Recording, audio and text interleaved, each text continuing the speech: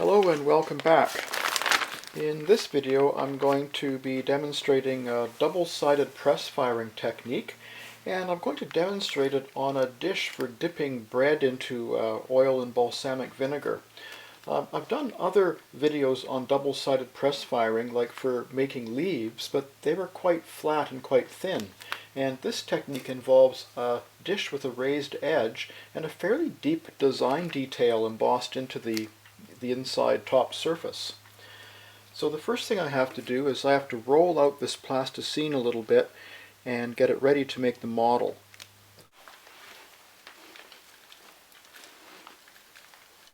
So I'll draw it out on a piece of paper here. I want to make a dish, and the dish is going to have an indented design in the surface on the inside of the dish, like this.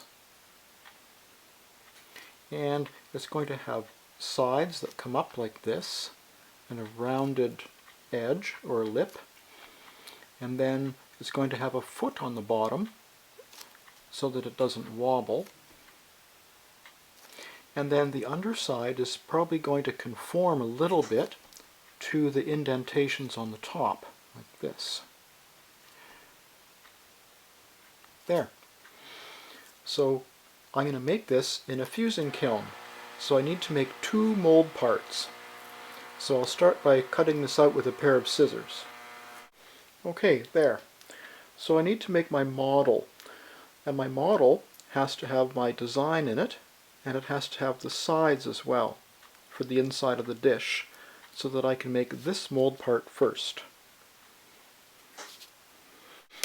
And after I make that mold part, then I'm going to flip it over, and I have to make a model for the outside of the dish. I'll use this for now, but it won't be what I'm using, so that I can pour this mold half. I can't just pour this mold half directly on this mold half, because I have to allow for the thickness of the glass that's going in between. For example, if I remove the glass and just pour those two pieces, you can see how they don't line up anymore. I need to be able to have an even amount of thickness throughout my entire mold to compensate for the glass. Okay, I'll get working on making this mold part. So something else I need to do too is I need to embed a piece of stainless steel wire down in my mold when I pour the mold to be able to make a bit of a handle so I can lift this mold part off when it's hot. Okay, I'm going to use this to mark my diameter. This is how big I want the dish to be. So I'm just going to go around it and score it with this is a sewing needle in a stick, and I use it for a lot of plasticine type work, and I've shown that on other videos. So I'm just going to go around and mark it lightly so I know where to put my design. And I think I'm going to go with the Mediterranean theme here because of the balsamic vinegar and the bread and all that. I'm going to do a bunch of grapes. So I need to find something that I can use to press in here to make the impression of grapes. So I'm going to use this marble. It's about 5/8, maybe a little bit less than 3/4 of an inch in diameter, and I've got a hot glue stick. So I'm just going to heat up the end of the hot glue stick and stick it on the marble so that I have a handle. I have a way of pressing the marble into the plasticine and then pulling it back out again. There, I'll just give that a sec to cool down, and I'll be ready to make my bunch of grapes. So I'm just going to go and start by pressing it in to make one grape, and then I'm going to do 2 grapes, etc., and I'll do a row of 3 grapes, etc. And as I go down, I've actually found a stick, and I'm going to press the stick in down here, and that will help it look like a bunch of grapes instead of a dish with a bunch of lumps in it. There. Bit of a time stamp here. This is my 100th tutorial video. My first video was in 1998, and it was for the design and building of a super energy efficient glass blowing furnace that was electric and melted 15 pounds of glass for about 90 cents a day in electricity. And I put a notice about the video project on an internet bulletin board for glass blowing. And within a couple of years, these things were built in numerous countries around the world. There, that was 23 years ago. Wow. Okay, now I'm going to stick my stick down in here. I think I'm going to have to cut a bit of it off. Yeah, that's probably good. There. There'll be my bunch of grapes.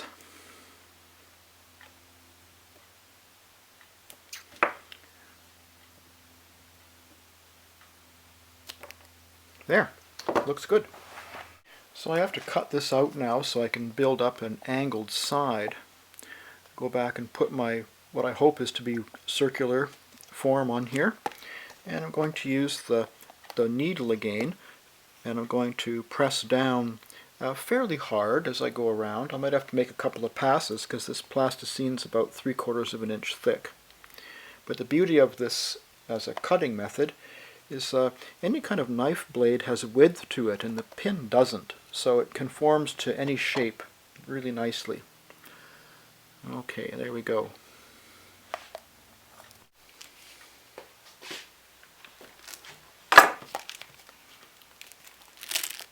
Okay, so now I have to make another mold part, which will be the side of the dish, and it'll be fluted, it'll be cone shaped, kind of like those cones you put on dogs' necks so they don't lick themselves.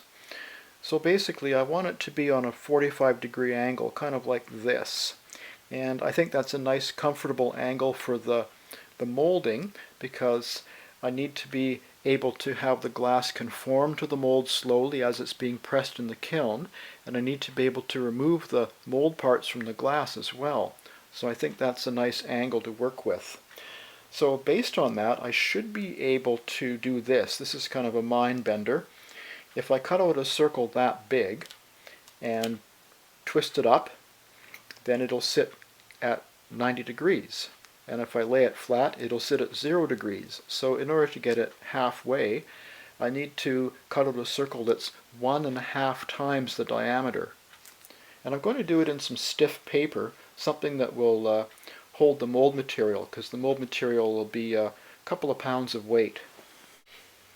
So that diameter's 4 3/8, and 4 3/8 is the same as 4.36. So I'll multiply that by 1.5 at 6.54 inches, so just slightly over 6.5 inches.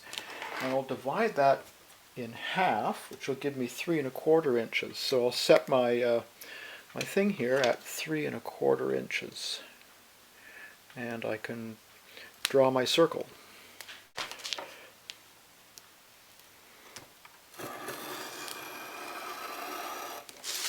Alright, it's a bit thin on the sides here, but I think it's high enough for my mold material. Okay, I got a piece of tape ready so that I can tape it up as soon as I get this perfect. I'll just lay it down on here and find out exactly where I want it to go.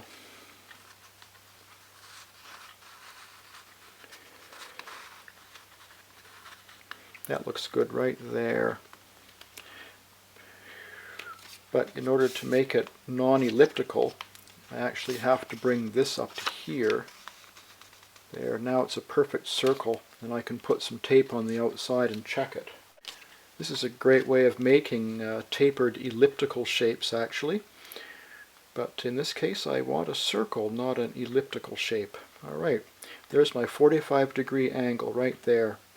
So because this is stiff paper, I have to go around and put some tape on it so that it doesn't soak up the liquid from the mold material. So I've got that clear packing tape. I'm just going to go around and put it in there now. But I'm going to be careful not to get any creases in it or overlaps if I can help it, because that might show up in the finished mold. I usually use sheet metal roofing flashing for this kind of pattern making. I think if I was going to use paper again, I'd put the tape on it first before cutting it out. There. Alright, here it is. My 45-degree angle sides to my olive oil dipping dish. So what I'm going to do now is I'm just going to press it down into the plasticine just a little bit to create a bit of a dam so that my mold material doesn't flow out the bottom. And I've got this hunk of stuff ready here. I'm going to put around the outside just as a bit of a protection, because I really don't want any leakage. And I don't want any weird bulging. And here's my stainless steel wire loop. It'll just sit in there like that after I pour the mold material. And it's probably a ½ an inch up from the bottom there. So here's a look at the mold material that I'm using. It's called Castable Refractory, and it's used in the smelting and cement and glass industries and the foundry industries for making custom high temperature furnace parts. It's not the cement that's used to mortar bricks together.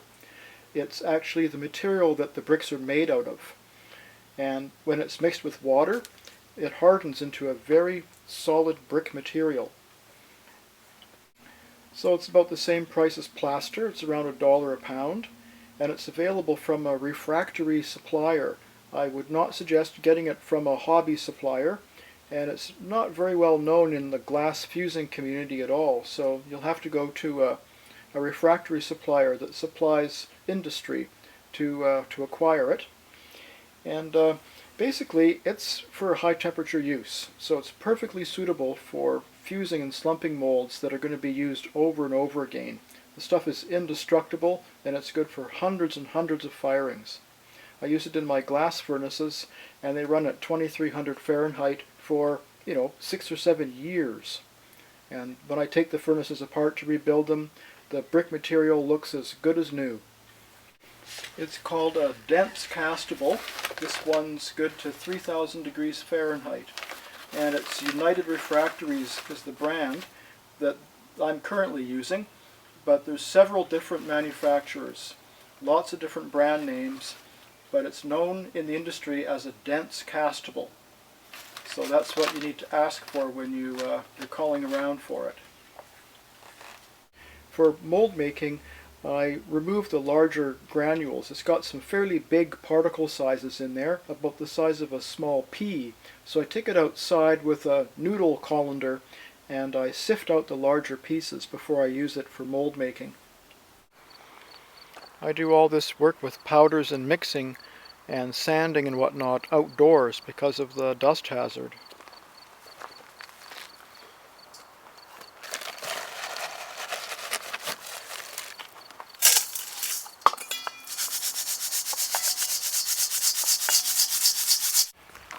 There's all the coarse material in the mix that I don't want around my model. So for these molds I'm going to do about 3/4 refractory that's been sifted and 1/4 plaster. So here's the sifted refractory.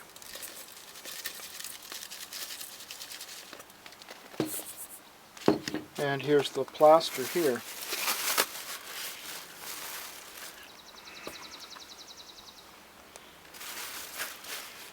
And I'm just going to give it a little stirring first before I add the water.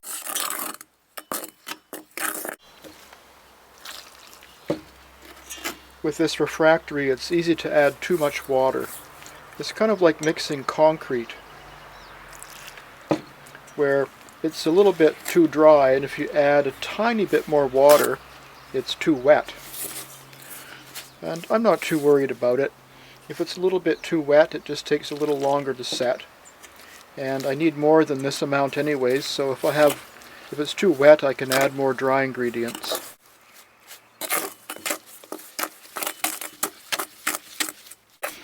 So the consistency I'm looking for is kind of like this, where it won't fall off the spoon, but with a bit of vibration, it can be moved into place and vibrated into position very easily. Alright, it's ready for use.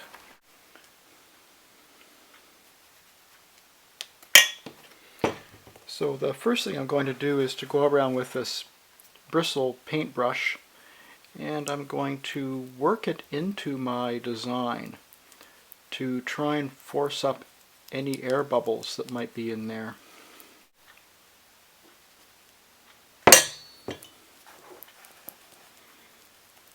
It's okay if there's air bubbles in the material, but I don't really want them in the region where the material contacts the plasticine. I want to raise them up into the material a little bit. Okay, and now I can fill the rest of the mold. Why I like to add a little bit of plaster to this refractory mix is that it makes it a little bit more user-friendly, makes it a little bit softer. The refractory material by itself is like concrete, very hard to work on afterwards if you have to do any scraping on it or anything. In fact, I did a video on using this material for scratching designs into for custom-made Christmas tree ornaments, and I mixed it about half plaster, half refractory. But this mix here being about 60%, 66% refractory, is a little bit stronger. It should be good for several hundred firings.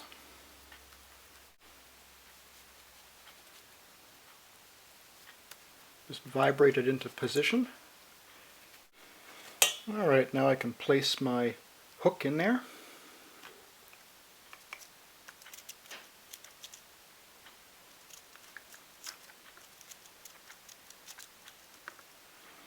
And I'll let that sit for 24 hours. Alright, it's time to strip it off.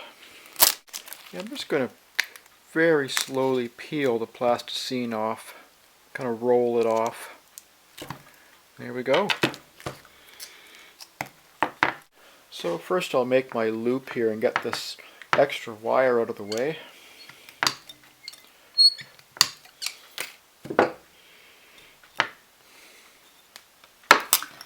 Wow, it looks really good.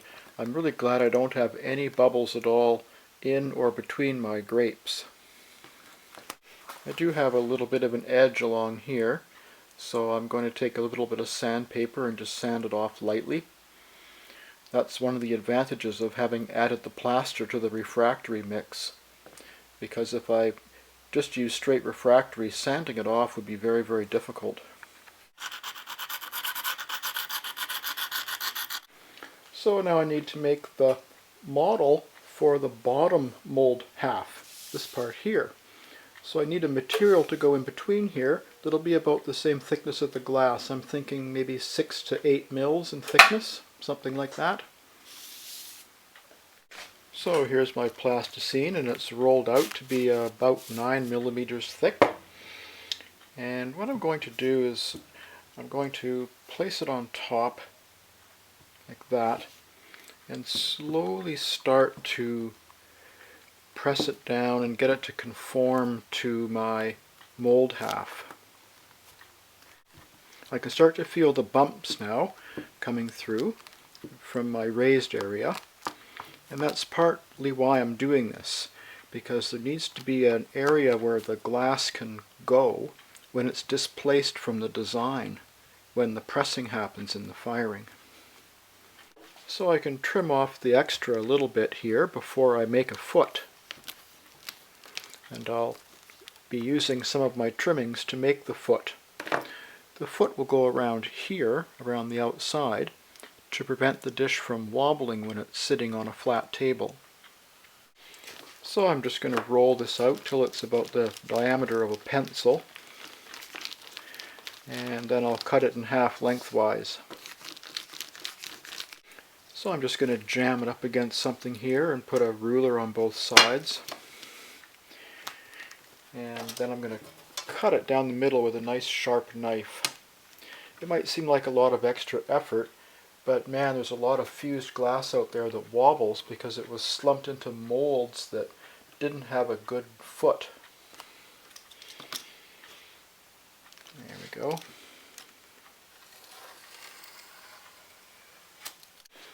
Well, I can start to see the indentation now of my stem and all my grapes in here, which is good. That's what I wanted.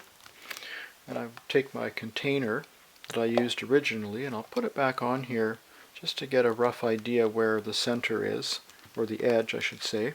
Just press it down a bit to get a bit of a marking. And then I'm going to put on my foot.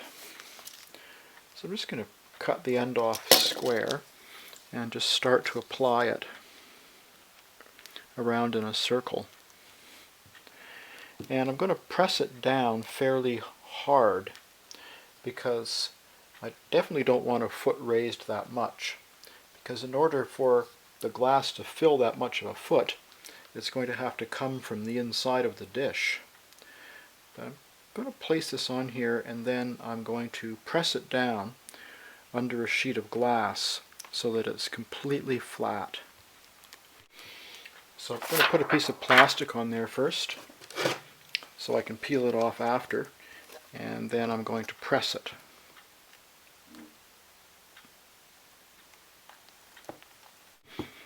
Okay, I can start to see my grapes coming through now, so that's a good time to stop.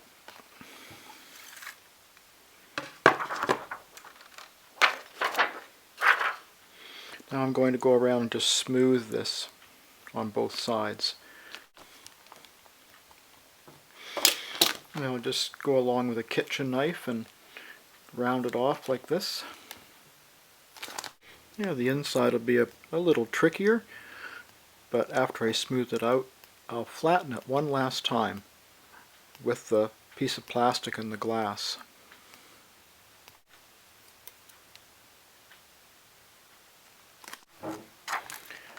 Okay, I've got a perfectly flat foot.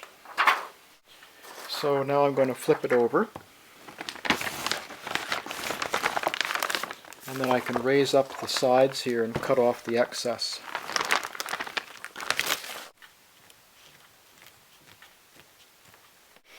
Well, it's amazing the amount of work that can go into making the negative space between two mold parts. But it's just about done. So I've cut a hole out of some cardboard and taped some plastic on it because I've got that raised area on the bottom and I need it to sit flat. Okay, I'll flip it over and get the dam on it and then get it poured. And here's the dam, and I'll pour it probably 5/8 to 3/4 of an inch in thickness above the height of the foot here, which is the highest point.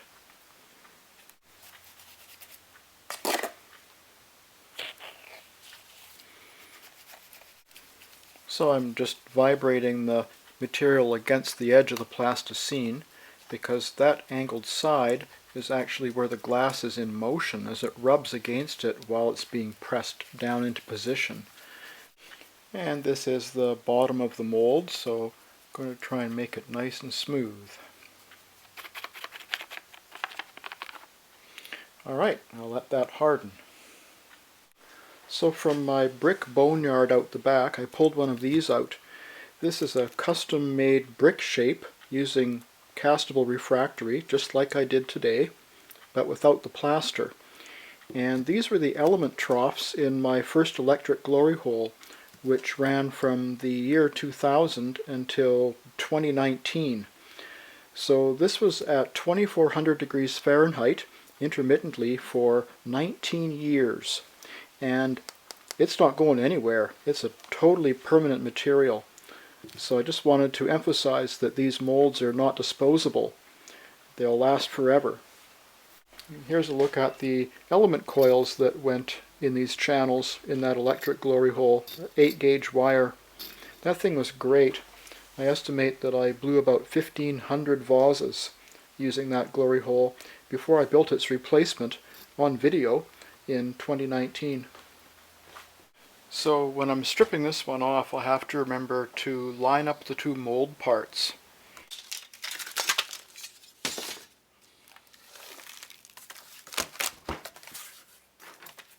So I'm going to do that. I put a ruler across here like this. And I'm also going to put two side ones on this one. There. So I'll gouge these in quite deeply after I pull the mold apart.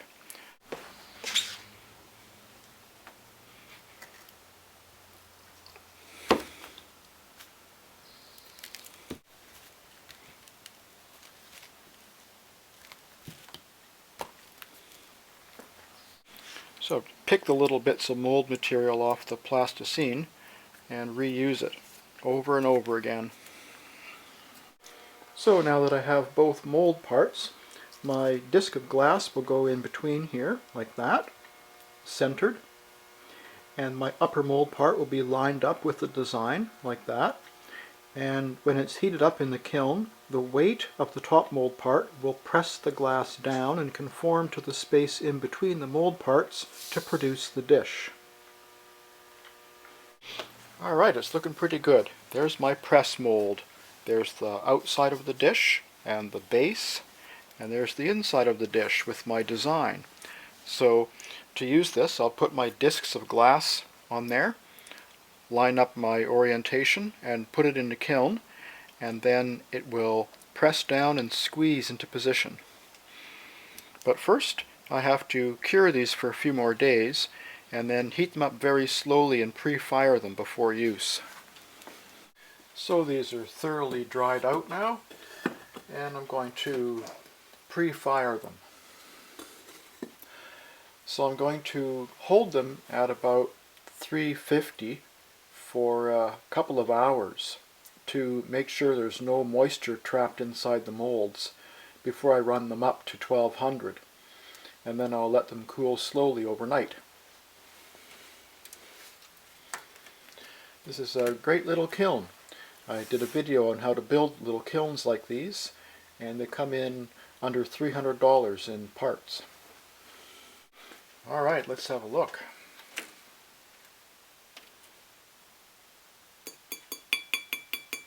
That's a good sound. That means that they're perfectly fired.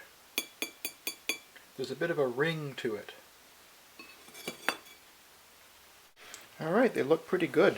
There's only one little air bubble here, right at the tip of my grape stem, and there's nothing I can really do with that. That would be very difficult to fill. So I'll probably just chip it out a little bit and make it a little bit less rough. And I'll scrape my registration marks a little bit deeper too while I'm at it. Alright, it's time for some shelf primer.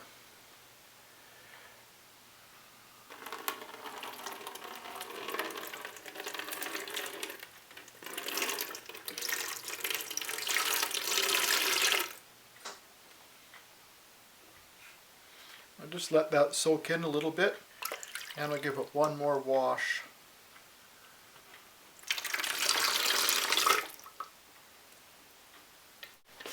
And for this mold half here, I'm just going to pour it in and swish it around and then pour it back out.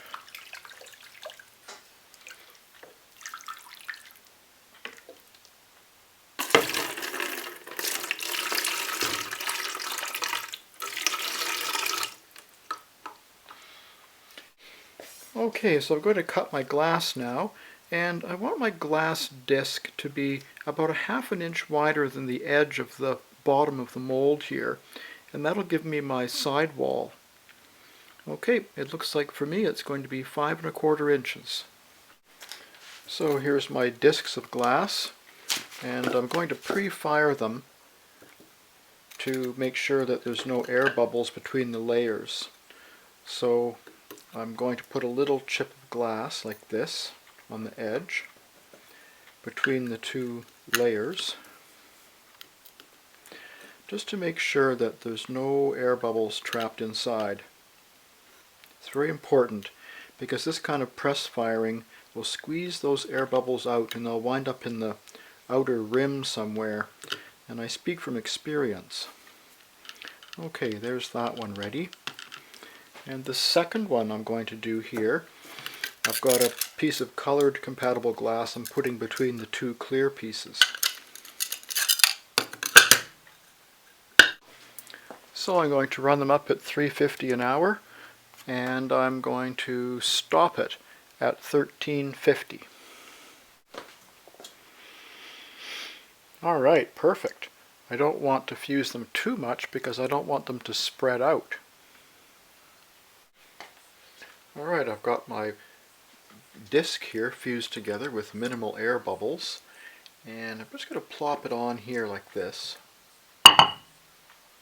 and then using this little tool here I'm just going to lift it up until it's level, or as best as I can tell that it's level, because I want my side walls to be even all the way around. Okay, that looks pretty good. And then I'm going to take my top piece here and I'm going to line it up with my registration marks that I scraped into the mold.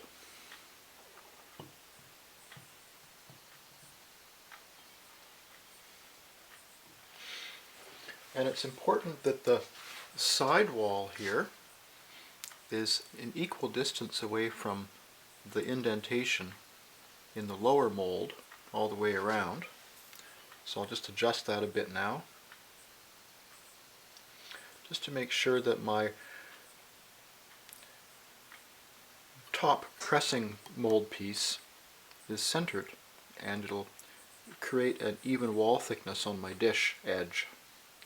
Okay, it's ready for the kiln.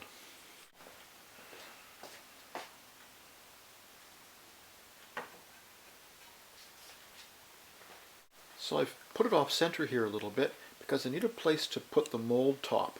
I'm going to reach into the kiln after it's finished its pressing, but while it's still hot, and I'm going to lift up the mold part like this with these pliers, and I'm going to set it down right here, and then close the lid and let it cool slowly overnight.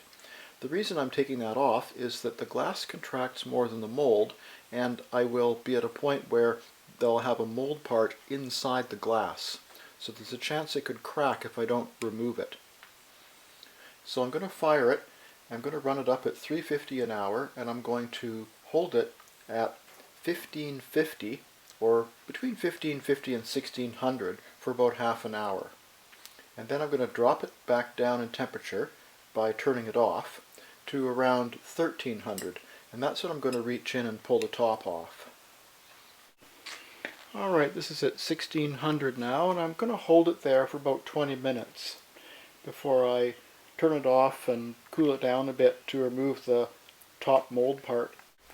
So for this kind of glasswork I use insulated leather welding gloves, and they're about $20 a pair, and they last a really long time. I don't use those high temperature fiber gloves that look like oversized oven mitts. A lot of people do use those things in and around kilns when they're working with hot glass or warm glass, but I think they're a real under-recognized health hazard. They're made of woven mineral fibers, and those fibers get airborne. The gloves are always shedding off sharp little fibers. Especially if you're working in a kiln, the air currents coming up, the hot air currents coming up, just take those fibers into the air, and they're really, really bad to breathe. So I only use leather. And from my experience, I know these can stick, so I'm just going to crack it like this just to make sure it's not stuck. Lift it off and put it on the side, and then close it.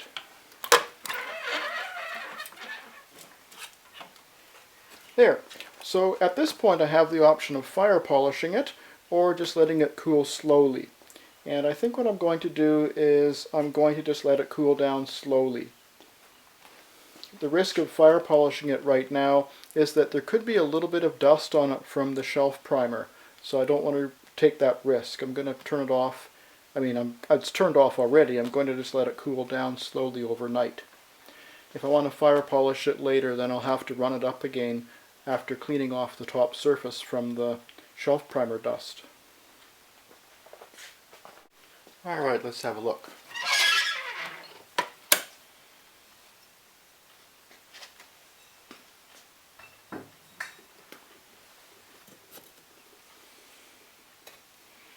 Wow, I think it turned out great. You have to pop it out like this.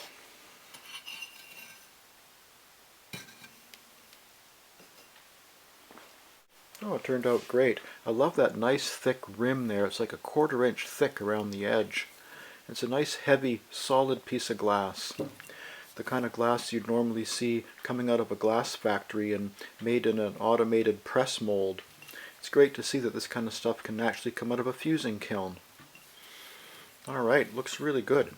Got one little problem to fix here. I've got a little rough spot right here. So I'm going to have to go back to my mold and just take a bit of sandpaper to that edge and round it off a bit more, and then I'll go ahead and I'll press fire the other disc that I fused the other day, the colored one. I'm not going to put new shelf primer on, I'm just going to rub the shelf primer a tiny little bit to get a bit of a dust layer, just a little tiny bit. There, that's good. In behind here is I'm doing a series of 3 different leaded glass windows, geometric designs that have optical illusions in them. Okay, I'll get this one in the kiln. It's very important to try and get them as centered as possible here, so that one of my edges isn't higher than the other. Okay, that looks good. So it's super important that there's fresh shelf primer on the area around here where the glass is in motion underneath the mold. And every 2 or 3 times that I use them, I like to give them a fresh wash of shelf primer. Super thin and diluted, because the dry mold really sucks up the moisture. And that looks good. Okay. Into the kiln it goes. Alright, this second one's done, so I'll turn it off and cool it down to about 1400 and then reach in and pop off the top. And like before, in case the top is stuck, I'll just go like this and loosen it and then lift it off. Beautiful, wow. Okay, I'll let that cool slowly overnight. Wow, it looks great. That Bullseye 2250 winds up looking like wood grain. Well, I'll get that cleaned up and have a closer look. I really like putting a transparent glass over opalescent glass. It really gives that depth, the shadow, the reflection. Really nice. I think overall it turned out pretty good.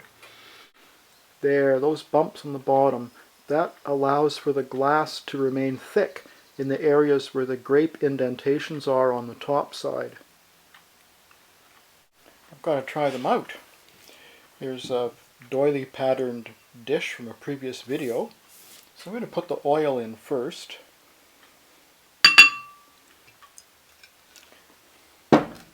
And then the vinegar should go down under the oil.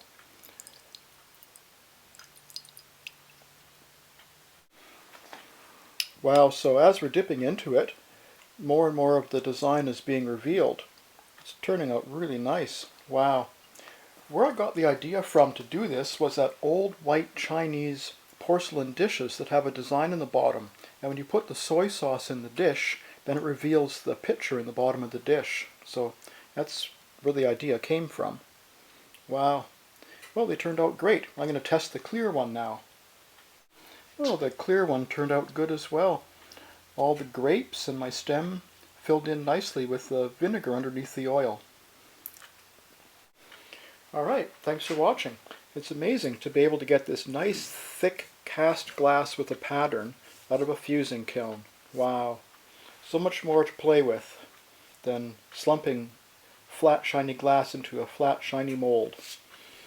Alright, but like I always say, if you like what you see or learn something new, then please spread the word to your glass-making friends, and stay tuned. There's lots more tutorials coming up. As I said earlier, this is my 100th tutorial, starting 23 years ago. So lots of material to go over. Oh, that's settling out really nice. That's exactly what I was hoping for in the design. Okay, until next time, have fun trying out some of these new crazy ideas. And people are always curious about what other people are doing in their shops. I've got all this stuff spread out and I'm making some design decisions because I'm about to start making Millefiori mosaic dishes again. I make 100 or more at a time, and then I don't have to deal with it for a year or two. So like in this case here, the light turquoise blue rims with the turquoise blue feature pieces and green, and I'll use the teal green for a similar dish with those ones. And these ones here, I use a black rim for the mixed millefiori pieces, and they come out looking like that. So basically I'm still in the design decision stage, but I'll start producing them fairly soon. I've only done one batch of 10 so far. And there's a bunch more back here on this table, sawn up and ready to go. And over here is about 20 pounds of rods that I'll be annealing tomorrow. Most of them are way too thick for a cane chopper. I annealed a bunch today and I sawed a bunch yesterday. And there's a lot of preparation work that goes into getting the pieces ready to assemble these dishes. Making these dishes was a topic of a series of videos I did a couple of years ago, actually.